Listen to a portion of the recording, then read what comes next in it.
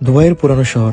এখানে আসলে আপনার মনে পড়ে যাবে সেই গুদাম ঘরের কথা বা মাটির ঘরগুলোর কথা, যেগুলো বাংলাদেশে এখন প্রায় বিলুপ্ত। প্রায় চারিদিকে দালান কোঠা এবং বিভিন্ন রকমের ঘর উঠেছে, কিন্তু দুবাইতে সেটি ভিন্নভাবে রূপ দিয়েছে তারা।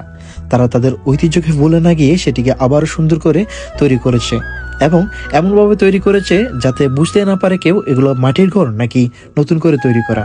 তো আজকে আমি এই জায়গায় এসেছি ভিডিও করার জন্য, আর আপনাদেরকে দেখাবো এই জায়গার এই বিষয়গুলো নিয়ে। সালাম আলাইকুম সবাইকে। তো আজকে একটা দেখতে পেলেন প্রথম इंट्रो অনেক সুন্দর একটা জায়গা আসছি। तो भाई आपके साथ बात कर सकते हैं थोड़ा? कैमरा नहीं बात कर सकते हो आपके साथ? अच्छा, परमिशन ले रहे हो क्योंकि पता है ना। तो इस जगह का नाम क्या है भाई? अलसेफ। अलसेफ बोलते हैं। हाँ, अलसेफ मॉल बोलते हैं।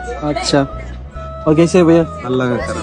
अच्छा, मुझे पहले पता नहीं था इसके नाम, बट बहुत सारे बोल रहे हैं कि बार दुबई बोल रहे हैं। ये अल्लाह का बर दुबई, पर ये मार्केट